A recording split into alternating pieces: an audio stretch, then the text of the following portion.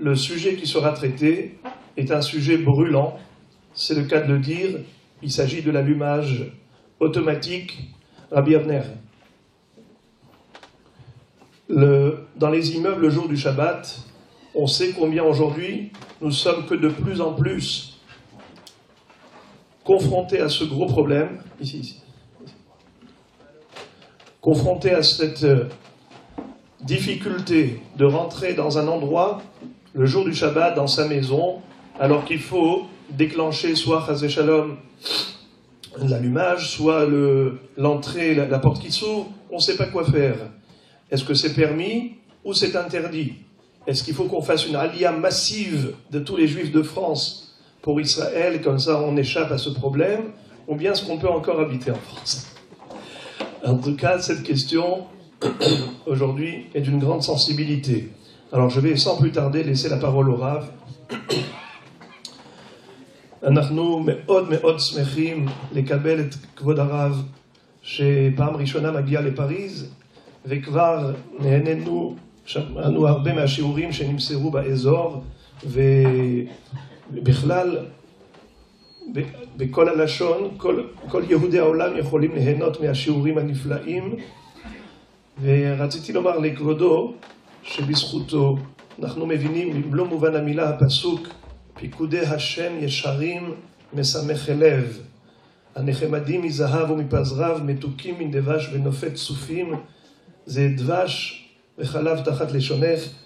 מי ששומע בהקלטות את השיעורים פשוט נדבק לזה, ורוצים כולם לרכוש את המנחת אשר כשרואים כל כך יופי של הדברים.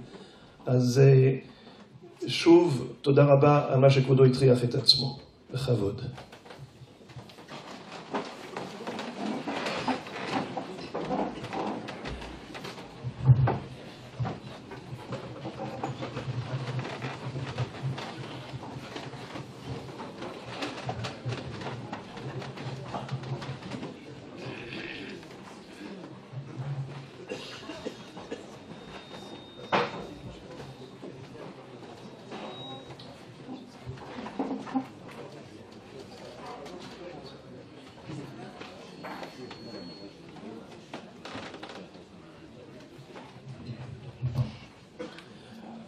Juste pour savoir s'il faut une traduction simultanée ou bien à la fin, ceux qui ne comprennent pas l'hébreu lèvent le doigt. Est-ce que vous préférez au fur et à mesure? Oui? Oui. יש מחלוקת הפוסקים. יש איזה 40 חבר'ה שלא מבינים. D'accord. Le Rav va trancher que toutes les quelques minutes, on fera une interruption.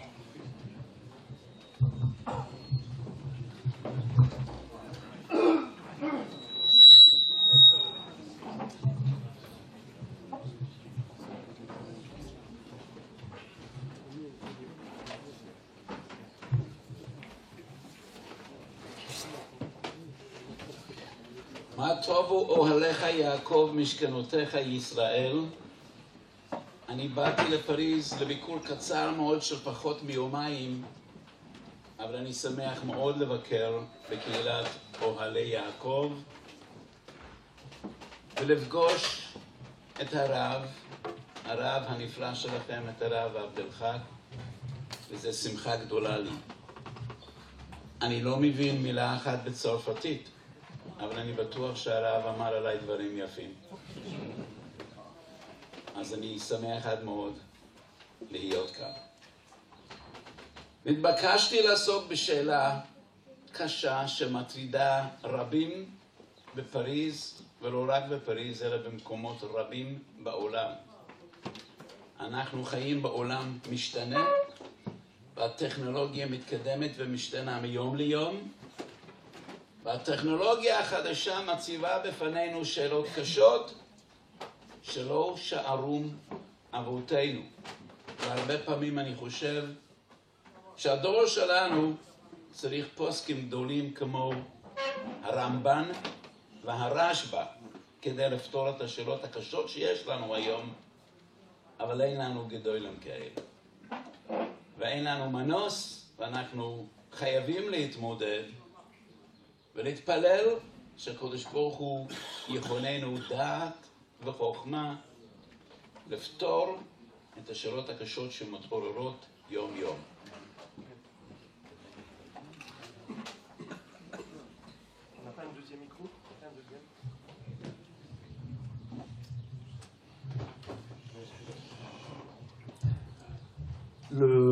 La situation actuelle est que la technologie moderne, qui se développe à une allure vertigineuse, fait qu'aujourd'hui, des questions de plus en plus nombreuses se posent par rapport à la halakha. Et on ne sait pas comment faire. Normalement, pour pouvoir trancher dans des questions aussi délicates, il aurait fallu des grands illustres de la Torah, tels que les Rishonim, le Ramban Nachmanide, le Rashba. Or, de nos jours, nous le savons, on n'a pas des maîtres de cette dimension.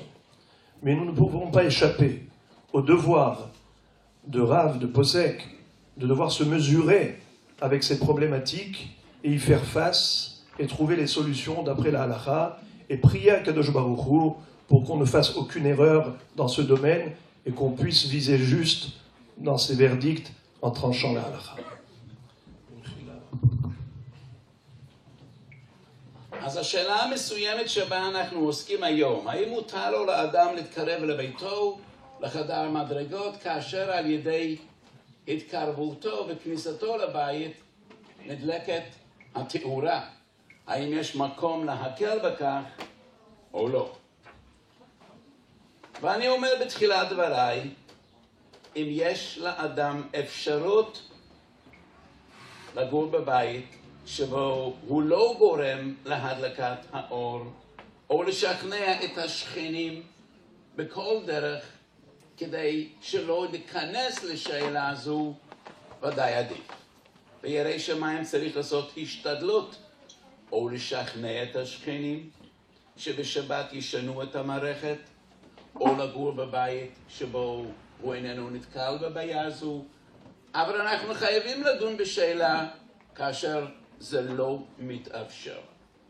ובפריז, כמו בערים רבים ברחבי העולם, יש יותר ויותר יהודים שאין בידם לגרום לכך שבבית שבו הם גרים לא תהיה מערכת שבו האדם גורם בעקיפין להדלקת האור כאשר הוא מתקרב לביתו.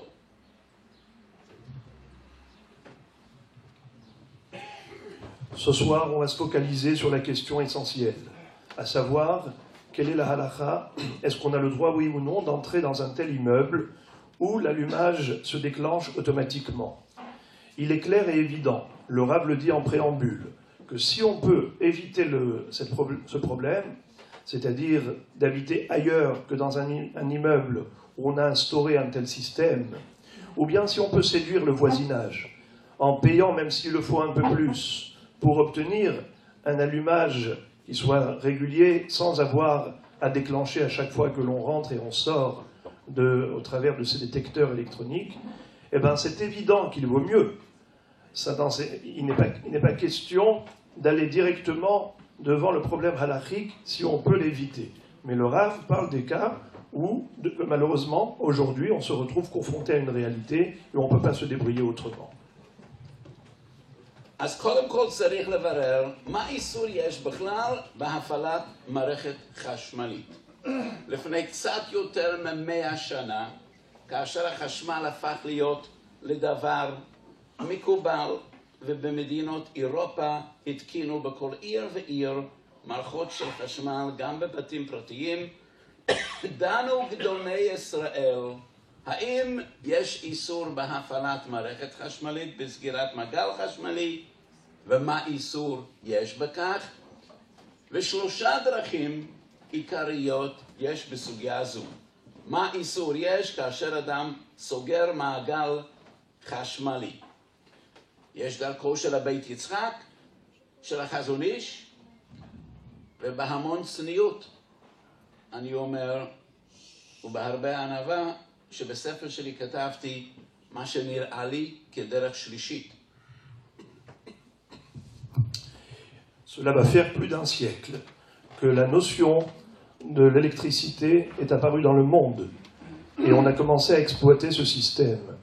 Et lorsque ça a été innové, la question évidemment a été posée auprès des Gdolé Israël, à savoir, est-ce qu'il y a un problème le jour du Shabbat que de se servir de l'électricité?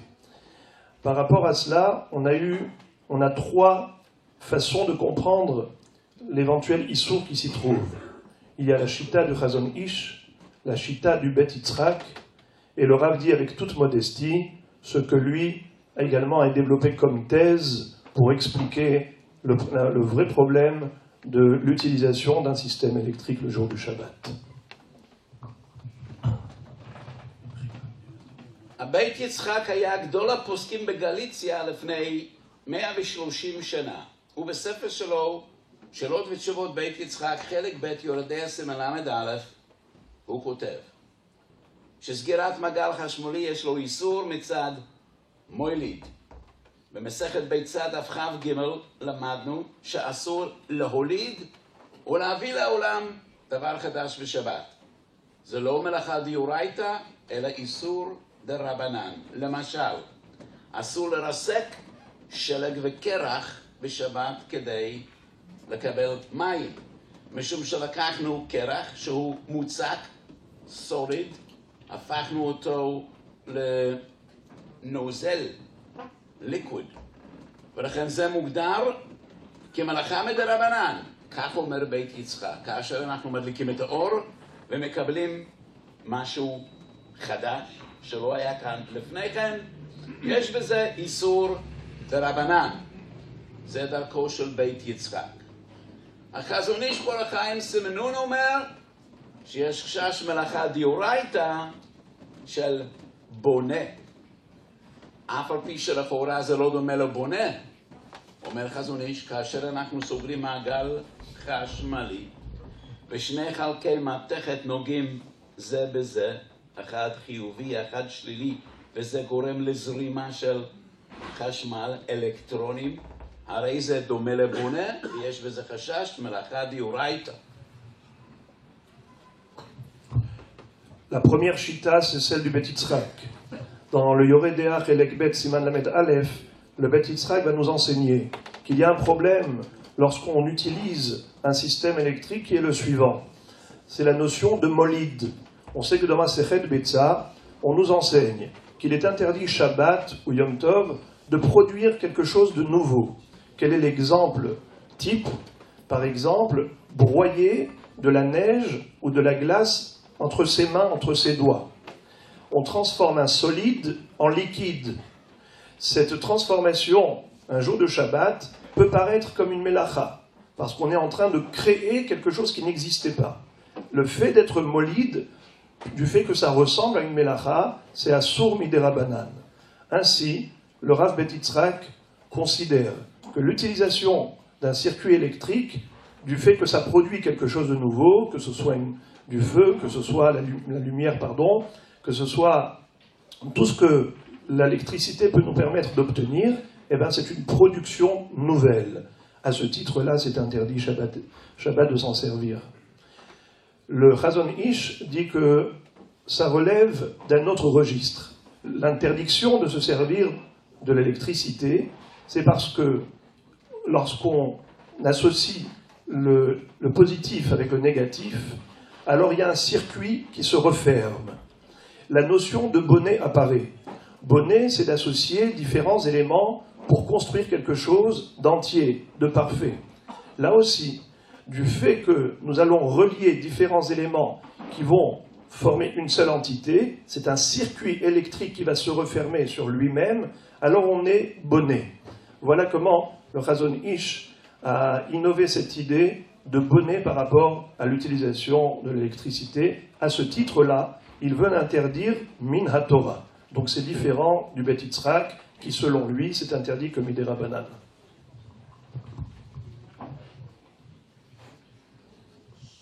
ואני כתבתי בספר שלי שאני חושב שבכל סגירת מעגל חשמלי וכל שימוש במערכת אלקטרונית יש חשש של מלאכת מכה בפטיש. וזה לפי הירושלמי במסכת שבת דף מ"ד עמוד א', יש דברים מחודשים בירושלמי. שם מסופר שרבי יוחנן וריש לקיש, גדולי האמוראים, למדו מלאכות שבת 3.5 שנים. 3.5 שנים הקדישו רק ללמוד מלאכות שבת. ובסוף 3.5 השנים באו רבים לשאול שאלות. כל המלאכה שהיה דומה לאחד מל"ח המלאכות קבעו שהוא תולדה. כל מלאכה שלא היה דומה לאף אחד מל"ח המלאכות קבעו שהיא מלאכת מכה בפטיש. ולמדנו מדברי הירושלמי חידוש גדול, שבעצם קודם כל התבוננו במלאכות. האם ראוי שיהיה להם שם מלאכה או לא, ורק אחר כך קבעו איזו מלאכה יש כאן. והם לא אמרו, אם זה לא דומה לאף אחד מל"ח מלאכות זה לא מלאכה. קודם כל החליטו שזה חייב להיות מלאכה. משום שיש בו חידוש, משום שיש בו יצירה, משום שיש בו חשיבות. והם לא מצאו דמיון לאף אחד משאר המלאכות, קבעו שמלאכה זו מכה בפטיש. ולפי הדברי ירושלמי למדנו שכל דבר שיש בו יצירה, חידוש, חשיבות, אף על פי שהוא לא דומה לאף אחד משאר המלאכות, בצד החשיבות והחידוש שבו הוא בכלל מלאכת מכה בפטיש.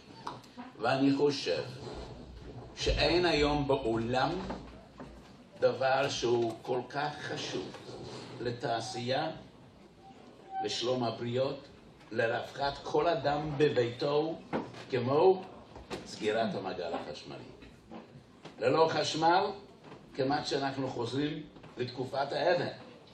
אין לך דבר היום שהוא חשוב יותר מאשר סגירת המעגל החשמלי, ומשום כך אני סבור שכל שימוש באלקטרוניקה או בחשמל, כל סגירה של מעגל חשמלי, יש לדון בו מצד מלאכת מכה בפטיש, לפי דברי הירושלמי.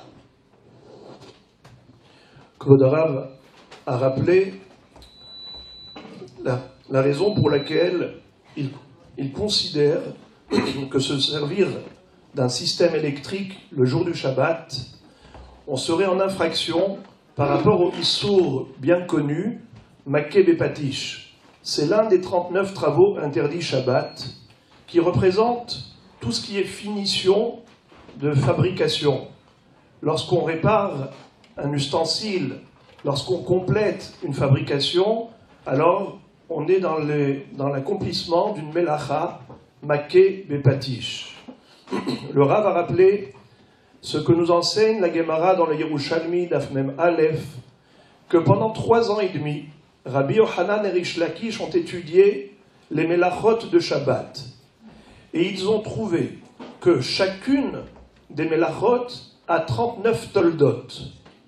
Et comment est-ce qu'ils sont arrivés à ces déductions? Tout simplement par le trait de caractère qui caractérise chaque melacha. Chaque melacha type, elle a son idée essentielle, ce qu'elle est censée véhiculer.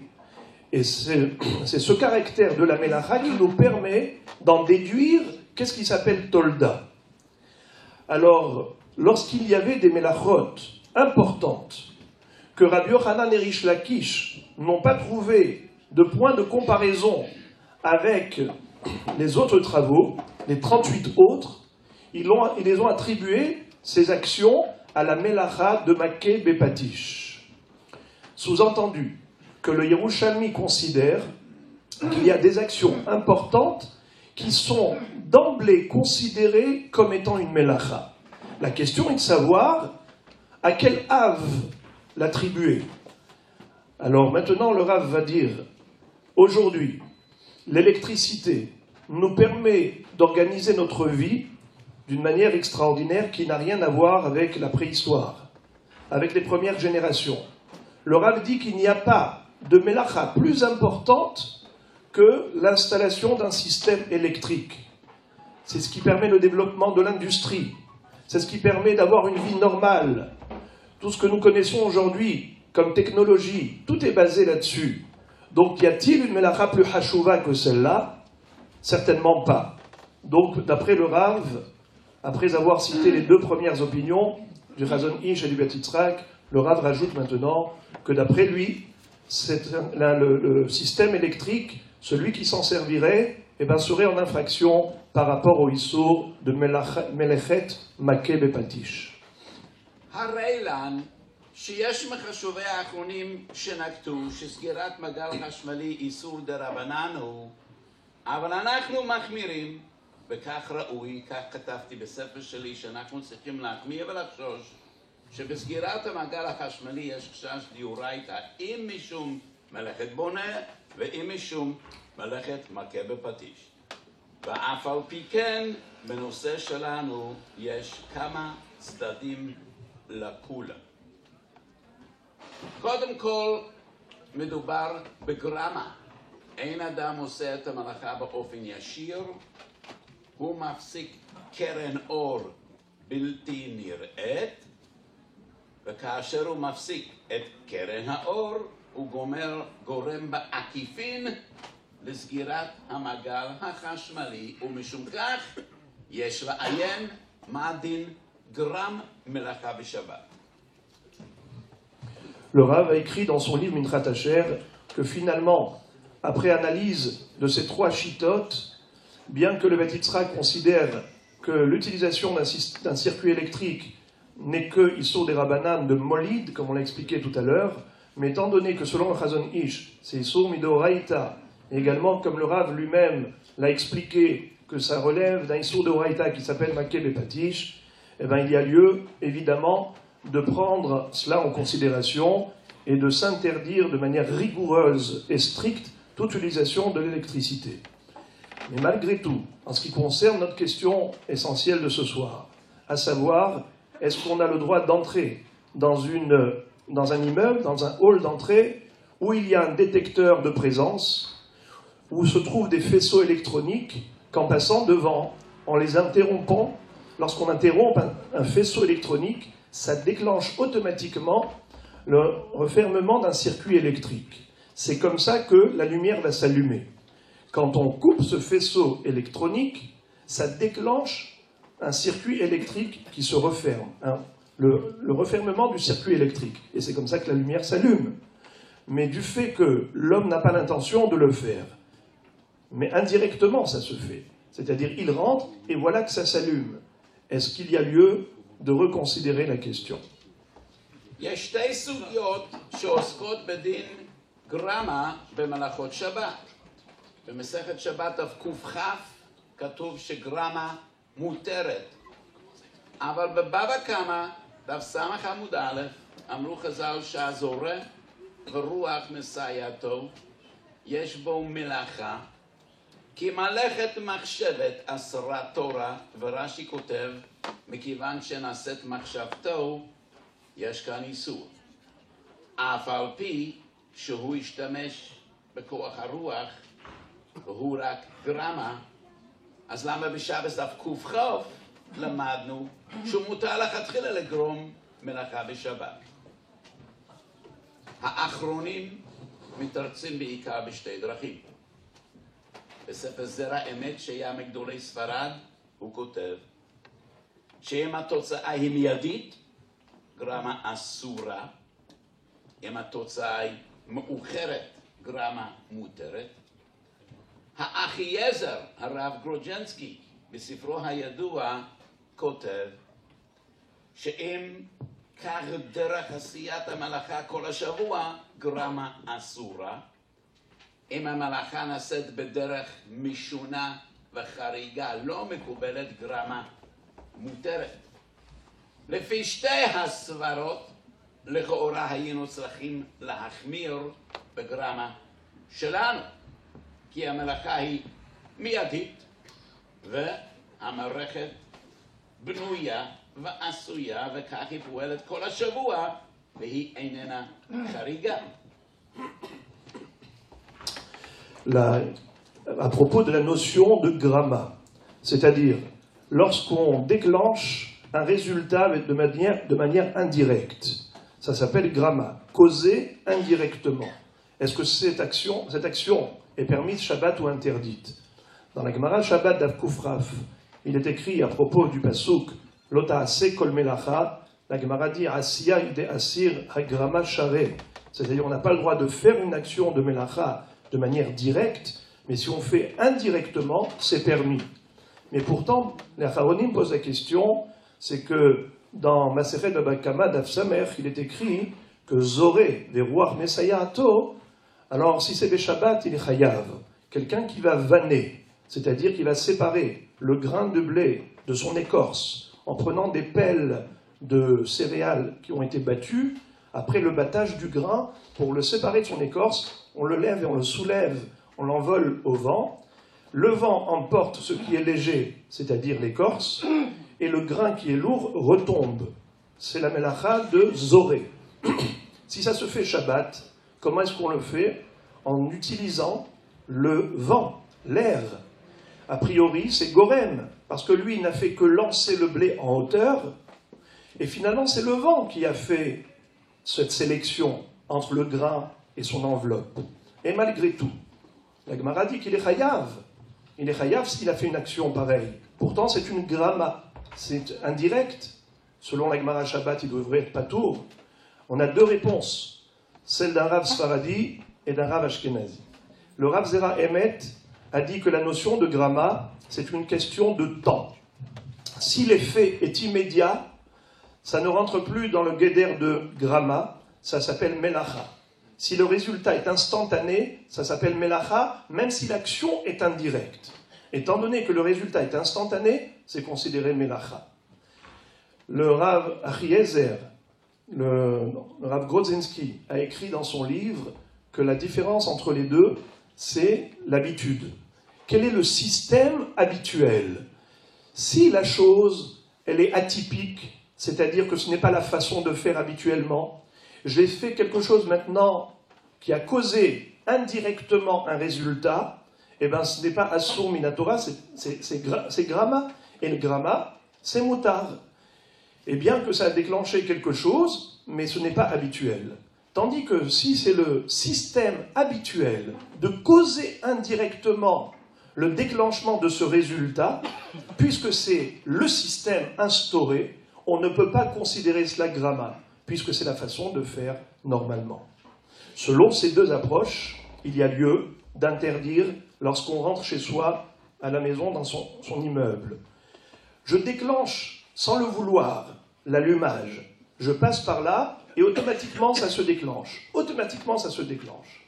Admettons que ça s'appelle indirect, et que c'est gramma, mais premièrement, c'est instantané, donc d'après le Zara Emet, c'est interdit. Deuxièmement, c'est le système habituel qui a été instauré en tant que tel pour déclencher l'allumage ainsi, donc on ne peut pas considérer que c'est gramma, puisque c'est comme ça qu'on fait. אבל אין איסור גרמה, אלא כאשר מלאכת מחשבת אסרה תורה, וכדברי רש"י בבבא קמא נעשית מחשבתו. אבל כאשר הוא לא מתכוון לעשות מלאכה ואיננו חפץ בו, הוא לא רוצה לעשות מלאכה אלא שזו נכפית עליו, אין איסור בגרמה. אלא שנחלקו הראשונים. רוב הראשונים סבורים שגרמה מותרת לכתחילה.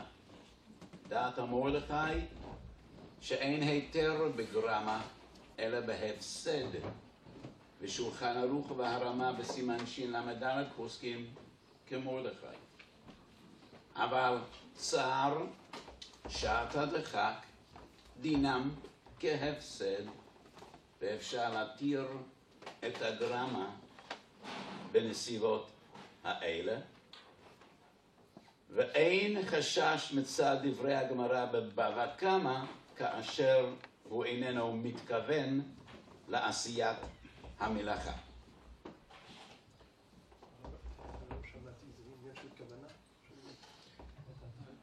אמרנו שיש סתירה בין שתי סוגיות. הסוגיה בבבא קמא שאוסרת את הגרמה זה כאשר דרך זו מקובלת כל השבוע והתוצאה המיידית. אבל בבבא קמא מודגש שאין איסור בגרמה אלא משום שנעשית מחשבתו, שזו הכוונה שלו. במקרה שהוא לא מתכוון לעשות את המלאכה ואיננו חפץ בה ובעל כורחו המלאכה נעשית על ידו, אין דינו כפסיק רשע, אלא יש בו היתר של גרמה.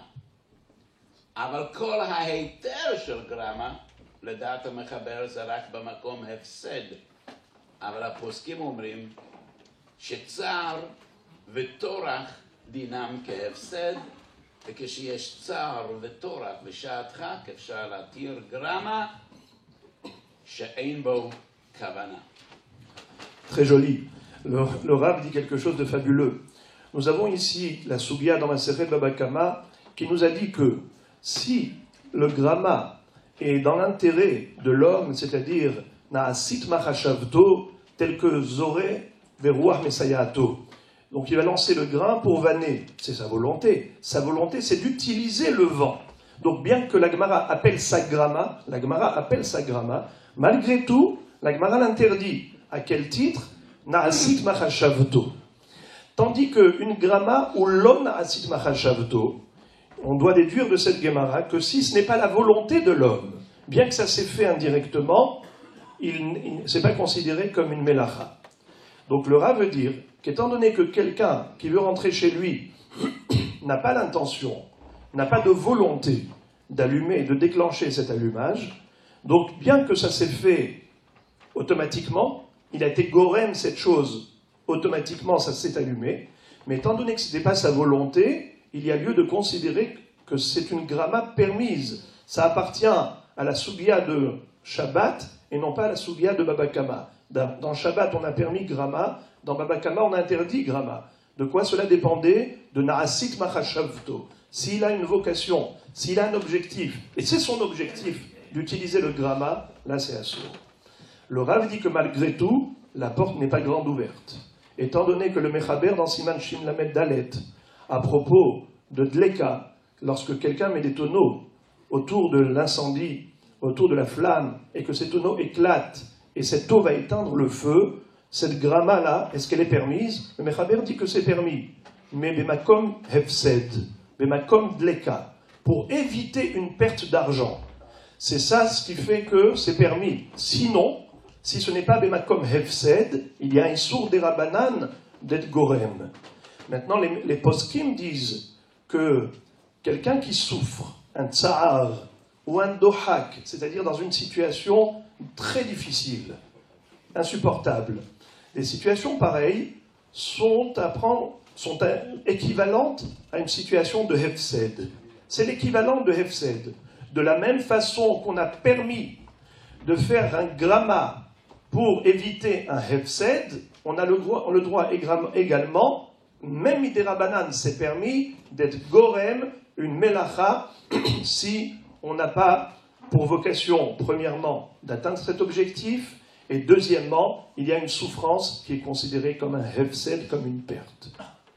אז צד אחד להקל בנידון דידן, זה מצד שמדובר בגרמה, והוא לא רוצה לעשות את המלאכה, והיא נכפית עליו בעל כורחו, ומכיוון שמדובר בצער וטורח, יש מקום להקל מצד גרמה.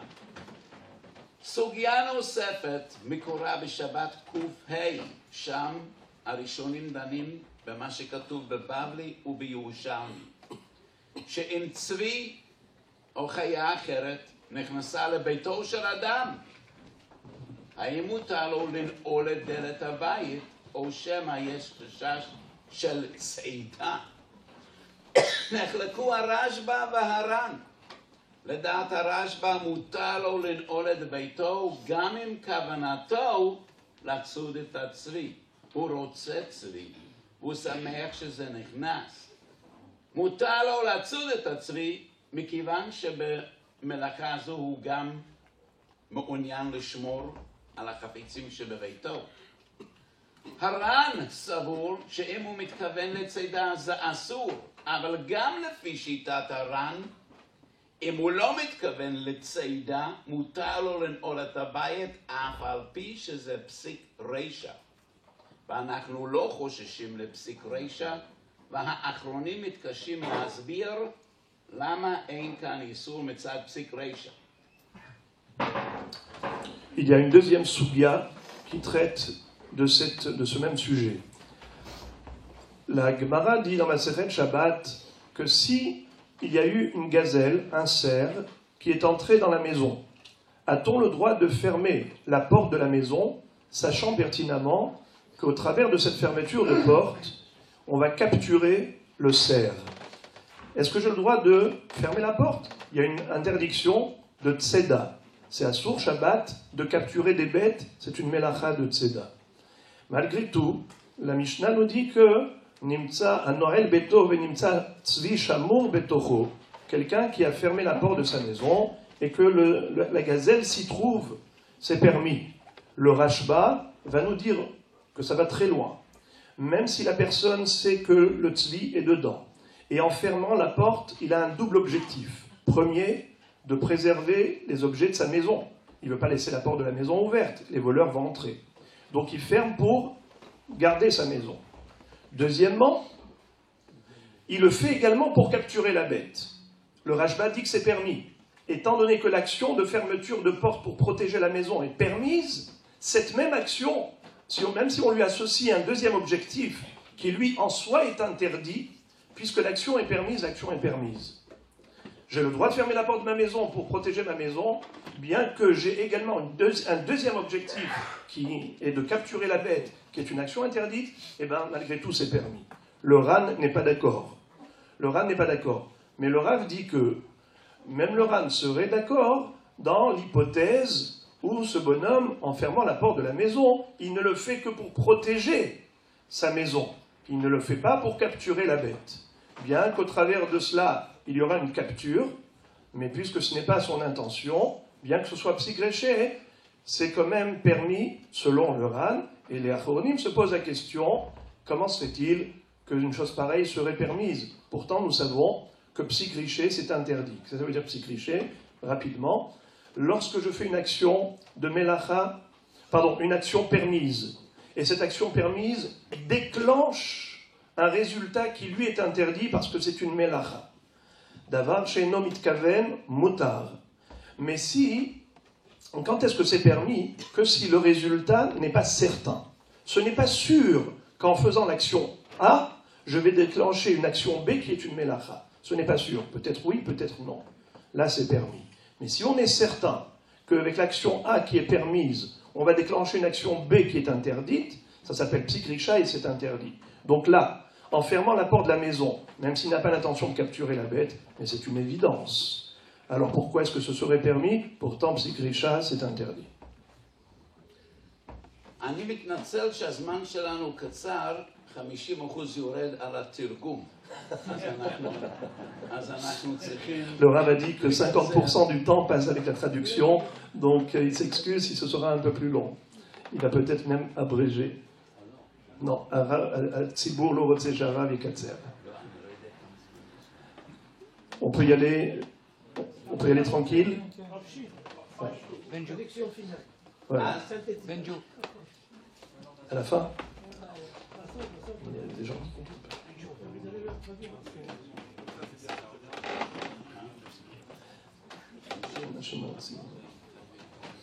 אז יש באחרונים דרכים שונות, אבל בקיצור נמרץ אני אגיד לכם מה אני חושב עיקר הפשט. כאשר אדם עושה מעשה, והמעשה מתפרש בכוונה אחת, אלא שאגב אותו מעשה נעשית גם מלאכה, אבל זה לא עיקר משמעות המעשה, וכי אגב אין איסור של פסיק רשע. ומכיוון שכל אדם בעולם נועל את דלת ביתו כדי לשמור על תכולת הבית, אלא שיש גם צבי, וברור שעיקר כוונתו לשמור על ביתו ולא לצוד את הצבי, כל שאיננו מתכוון אין איסור של פסיק רשע. le Rav a dit que ce Issour que l'on appelle Psik Recha, comme on vient d'expliquer, que le résultat d'une action permise est interdit, c'est-à-dire que l'action permise déclenche une action interdite, étant donné que c'est certain que ça va arriver, alors c'est interdit. Mais à condition que ce soit intéressant pour l'homme. C'est-à-dire que le deuxième objectif est aussi important que le premier. Mais si le ikar du marassé, c'est-à-dire l'essentiel objectif pour lequel l'homme travaille, c'est pour quelque chose de permis, et de manière totalement accessoire, il a également atteint un deuxième résultat, qui celui-ci est complètement secondaire par rapport à l'importance du premier résultat. Premier résultat, c'est une action permise. Deuxième résultat, c'est interdit, mais c'est vraiment accessoire et secondaire. Dans ce cas-là, le Issour de Psik Recha n'existe pas. אבני נזר, שהיה אחד מגדולי פולין, היה גם אדמו"ר גדול, הרבי מסוכתשוב, מוסיף, מכיוון שהוא איננו תופס את הצבי בידיו, והצבי רק ניצוד על ידי נעילת הבית, מעין גרמה, בחיי גבנה, אנחנו עוזלים אחרי עיקר כוונתו, ואין איסור של פסיק רישא.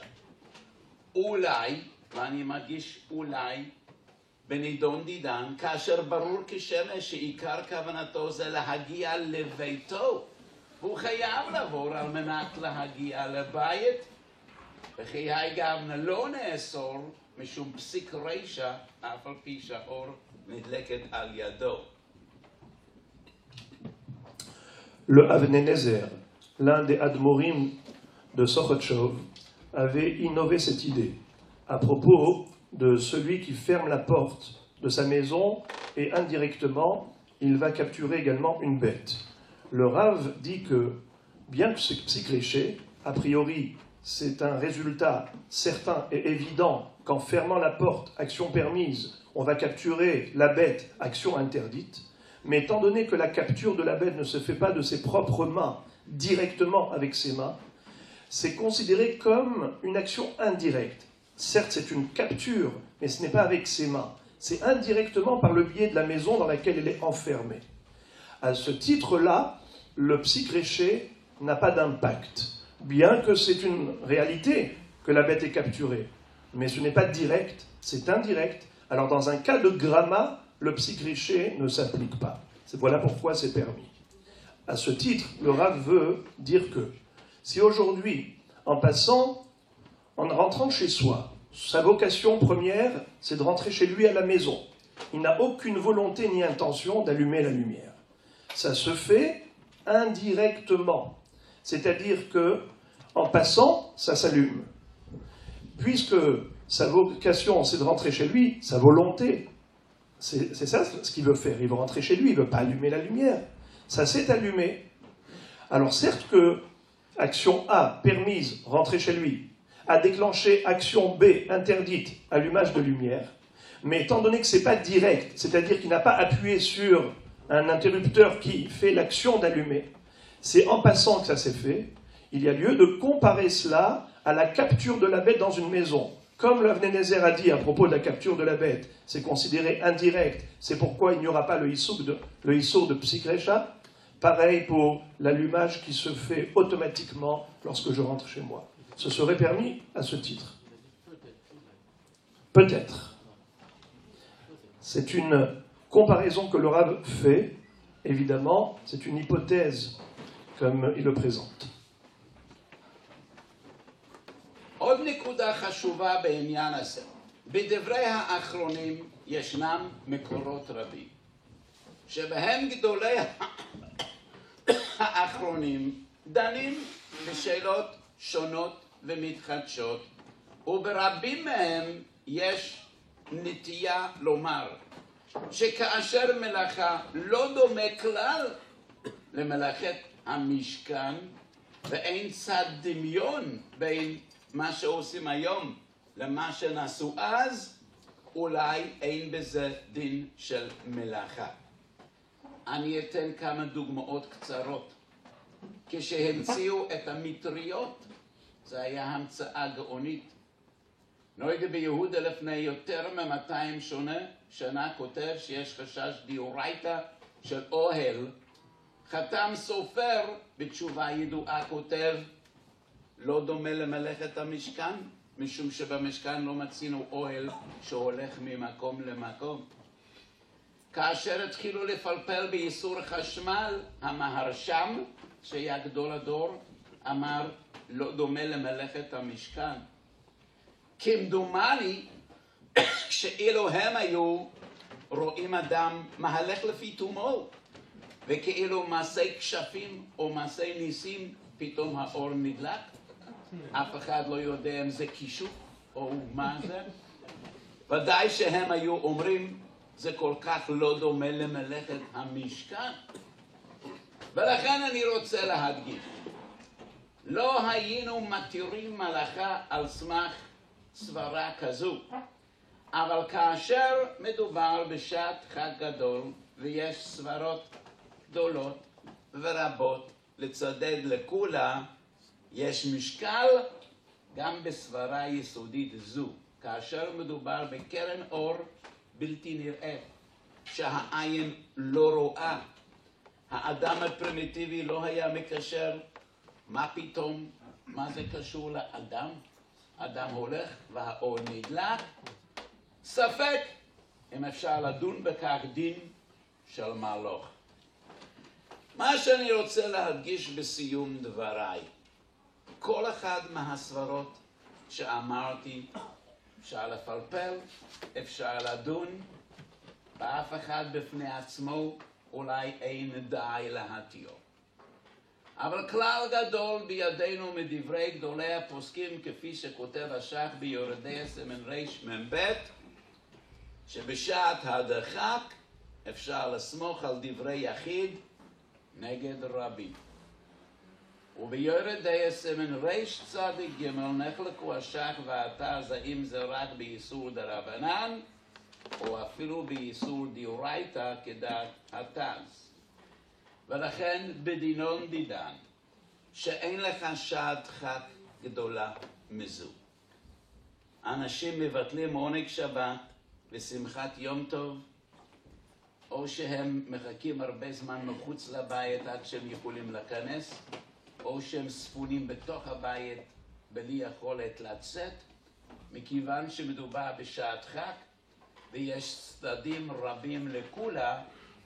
אני אומר, אם יש ביד אדם להימלט מן הספק, מצווה עליו לעשות כן, אבל אם אין זה בידו, אפשר להקל. באיזה תנאים אפשר להקל? צריך להשתדל לא ליהנות מן המלאכה. אני אומר, כאשר אדם נכנס לכניסה ועולה בחדר מדרגות, שיקפיד להחזיק במעקה. כי אם הוא יחזיק במעקה, היה מגיע לפתח ביתו בקל, גם אילו לא היה אור. אם אפשר, והוא יודע באיזה נקודה כשהוא עובר האור נדלק, שייכנס דרך אחוריו. זה נתפס כשינוי, או דרך צידו בהליכה מן הצד, לא כדרכם של הבריות, וזה צד נוסף להקל מצד השני. אז עם כל הסברות האלה ביחד, אני אומר שמכיוון שבשעת חג גדול עסקינן, יש מקום להקל. Le Rav a rappelé la référence de toutes les mélachotes de Shabbat. D'où apprend-on qu'il est interdit d'effectuer 39 travaux? C'est le Mishkan qui sert de référence. Tout ce qui a servi pour le Mishkan, c'est-à-dire les opérations qui étaient nécessaires pour la construction du Mishkan, c'est ce qui est défini comme étant Melacha. À ce titre-là, il y a des actions aujourd'hui qui n'ont rien à voir avec le Mishkan. Donc certains Aharonim qui ont dû se mesurer avec les problèmes liés à la technologie moderne qui se développe autant, qui ont voulu dire que si l'action n'est pas similaire à celle qui était réalisée dans le Mishkan pour créé pour construire le Mishkan, il y a lieu de considérer que ce n'est pas une melacha. Cette svara, le Rav dit que, en soi, elle n'est pas très forte peut-être. Il y a lieu de discuter. Est-ce qu'il faut également, pas seulement le fond, mais également la forme dans une action qui s'appelle melacha, c'est-à-dire que comme dans le Mishkan, on avait cette opération, alors il faut également, pour que ce soit considéré melacha, qu'on soit à l'image et à l'instar du Mishkan, dans le fond et la forme, peut-être que le fond suffit, l'objectif suffit, même si la forme de l'action n'est pas la même. Mais admettons que chacune des svarot, chacune des explications qu'on a données ce soir, pour essayer d'expliquer pourquoi il y a lieu d'être mekil, d'être moins strict par rapport à ce problème. Le Rav dit qu'il y a une discussion entre le Shach et le Taz dans Yoredea, à savoir, est-ce que Beshat Atrak, on peut se baser même sur Da'at Yachid. Quand il y a une marloquette entre les poskim, on sait que Yachid verabim, halacha kerabim. Mais lorsqu'on se retrouve dans une situation pratiquement impossible, très difficile, quelqu'un qui est à l'extérieur, qui ne peut pas accéder à sa maison, il ne peut pas rentrer chez lui, le Shabbat, il souffre au lieu de Ronek Shabbat et Simchat Yom Tov. Il est chez lui emprisonné, il ne peut pas sortir toute la journée, il souffre. C'est une situation de Shat Atrak. Dans Shat Atrak, il y a lieu de considérer qu'on peut être sommaire sur Da'at Yachid. Alors le Rav dit que, avec ces différentes svarot qu'il a essayé d'expliquer ce soir, somme toute, il en résulte que, évidemment, si on peut contourner le problème en s'installant dans un appartement, dans un immeuble où il n'y a pas ce problème, cette difficulté, ou bien si on peut payer, comme il avait dit en préambule, si on peut payer même plus cher pour avoir de l'électricité tout le temps, sans avoir recours à ce passage devant le faisceau électronique. Alors qu'est-ce qu'il faut faire? Il dit, essayer de réduire au minimum les dégâts. Premièrement, si c'est possible, de marcher à reculons au moment où il passe devant le faisceau électronique, le détecteur de présence. Marcher à reculons ou marcher minatsad. Les gens marchent normalement, pied en avant, et c'est comme ça qu'on avance. Mais s'ils marchent en arrière, ou bien de côté, tout cela c'est considéré shinouille. Donc ça réduit considérablement la gravité de l'action. On passe de Deoraita à des Rabbanan grâce au shinouille, déjà. En plus, pour ne pas profiter de la melacha, Imani mevin tov, kvodo mitkaven lomar psikriche de lo nihalek, שהוא תופס את המעקה, או שלא ליהנות מצד לא ליהנות. אני לא נכנסתי בכלל לסוגיה של פסיק רשת דלא ניחלי, אף על פי שגם פה יש לדון פסיק רשע באיסור דרבנן, פסיק רשע בתרי דרבנן, אבל מכיוון שהשיעור לא יכול ללכת עד לאחר בבוקר. Ok, donc le Rav a dit tout simplement de ne pas profiter de la melacha pour traduire ces mots. L'olehenot mina melacha, je traduis littéralement. Donc, pour ne pas profiter, alors tenir la rampe. En tenant la rampe, qu'il y ait de la lumière, qu'il n'y en ait pas, il peut monter tranquillement les escaliers, puisqu'il ne risque pas de tomber, il tient la rampe. Ainsi, il ne profitera pas de l'allumage qui a été déclenché automatiquement. Tout cela, c'est pour pouvoir réduire et diminuer au minimum le problème. Mais sinon, dans l'absolu, les gens qui aujourd'hui sont de plus en plus nombreux confrontés à ce problème incroyable, dans la Galoute, dans la Gola, on se retrouve de plus en plus face à cette question. Je ne vous dis pas le nombre de personnes qui aujourd'hui m'ont dit « Est-ce que c'est possible d'enregistrer le cours ?» Parce que cette question est pour nous d'actualité, de grande actualité. Alors, vous avez entendu quelle est la position du Rav par rapport à cela, c'est-à-dire que si on peut éviter, à éviter. Si on n'a pas le choix, alors faire premièrement des chinouilles, deuxièmement, pour ne pas profiter, tenir la rampe. Et sinon, dans l'absolu, le Rav a dit qu'on compte sur les différentes chitotes qu'il a évoquées, même si elles sont discutables, da'at yachid, mais comme on dit les poskim, que beshat atrak, on peut compter sur da'at yachid, surtout lorsqu'on peut superposer les svarot les unes sur les autres pour obtenir un héter quelconque. מה שאני מבקש, מכיוון שמדובר בהלכות חמורות, ובעידן המודרני קל להיקשר במלאכת שבת, לא לדמות מילתא למילתא, אלא צריך לעשות שאלת חכם בכל שאלה ושאלה. משום שאמרו חכמינו על הלכות שבת שהם כהררים התלויים בשערה, ולפעמים כחוט השערה מבדיל בין מה שמותר לכתחילה ומה שאסור מדאורייתא, ולכן חשוב מאוד בכל שאלה ושאלה בענייני טכנולוגיה ושבת ראוי לשקול הלכה. Le Kvod Arav a dit qu'il n'est pas question